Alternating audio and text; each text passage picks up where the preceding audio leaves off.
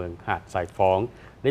ด้มีการเปิดขบวนการเฮ็ดอนามัยรวมต้อนรับกองผสม2 คันของพรรคและวันสำคัญต่างๆให้มีบรรยากาศฟดฟื้นโดยเฉพาะอยู่ถนนทาเดือและถนนกำแพงเมืองและวันที่ 16 มีนาคม 2025 คณะนำองค์การปกครองเมืองหาดสายฟ้องนครหลวงจันทร์ได้นำพาองค์การจัดตั้งมหาชนห้องการอ้อมขางเมืองและพ่อแม่ประชาชนสาวค้าขายที่อยู่ตามเรียบแคมทางหลวงให้พร้อมเพรียงกันตั้งหน้าออกแห่งงานรวมโดยเฉพาะสร้างกระบวนการเฮ็ดอนามัยเพื่อทำความสะอาดและปัดกวาดเศษดินที่เป็นฝุ่นตกค้างอยู่ตามถนนหนทางสายหลักของเมืองและถนนสายต่างๆอยู่ภายในเมืองหาดสายฟ้องออกให้เป่าแปนให้มีความสะอาดจบงามเพื่อพัฒนาจัดสรรเขตตัวเมืองให้มีความเป็นระเบียบเรียบร้อย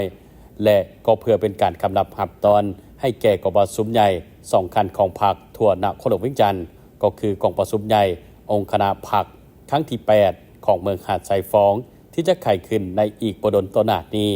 โดยติดพันกับการเฉลิมฉลอง3 วันประวัติศาสตร์ของศาสตร์ของพรรคอย่างเป็นขบวนหอบดานฟดฟื้นและมีเนื้อใน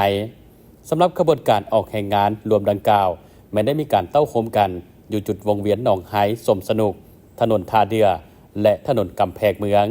โดยการเข้าร่วมของทานศิริราชทงศิลป์ทองเพ็ง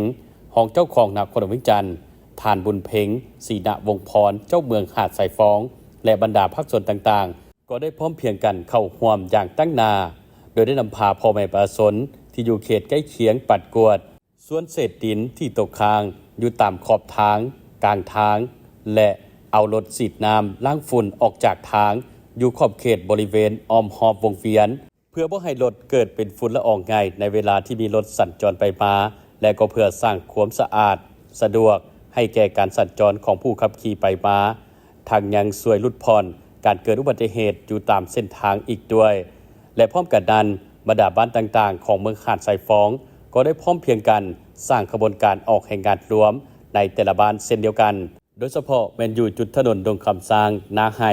ก็ได้พร้อมกันเฮ็ดอนามัยโดยได้เอารถขุดมาลวงห้องน้ำแคมทางเฮ็ดให้น้ำไหลสะดวกและบ่ส่งกลิ่นเน่าเหม็นอยู่บริเวณดังกล่าวอีกด้วยทั้งนี้ก็เพื่อปลุกระดมให้มวลชนได้สร้างกระบวนการอย่างมีสีสันฟดฟื้นที่สำคัญก็เพื่อพร้อมกันปฏิบัติให้ได้ตามนโยบาย6 ศอกของนครหลวงเวียงจันทร์วางอสบายดีทางสำหรับมื้อนี้เนาะทางเมืองหาดสายฟ้องของพวกเราก็ได้โดยได้รับการมอบหมายได้รับการชี้นำจากทางคันถึงมื้อนี้วันที่16สำหรับเมืองหาดสายฟ้องของพวกเราก็ได้พร้อมกันเปิดกระบวนการออกแห่งงานเพื่อเป็นการขับนับขับตอนกองประชุมใหญ่ขององค์คณะพรรคเมืองทางที่8และพร้อมกันนั้นก็แม่นเพื่อเป็นการต้อนรับ3 วันประวัติศาสตร์ของพรรคของชาติของพวกเราเป็นต้นแมนวันสร้างตั้งพรรคครบรอบ70 ปีฉะนั้นเพื่อเฮ็ดให้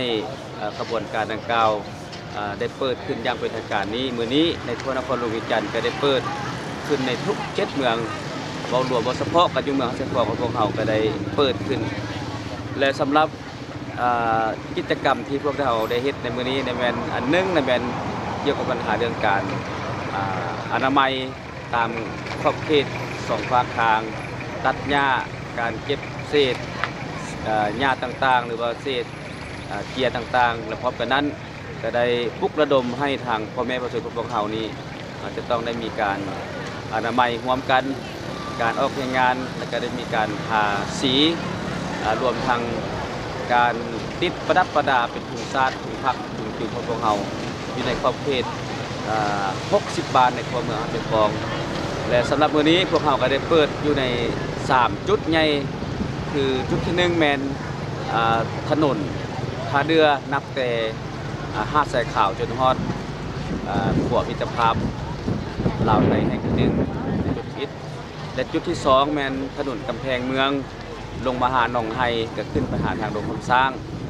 แล้วก็จุดที่3และแม่นอยู่ในขอบเขตแต่ดงคำสร้างไปหานาไฮเนาะ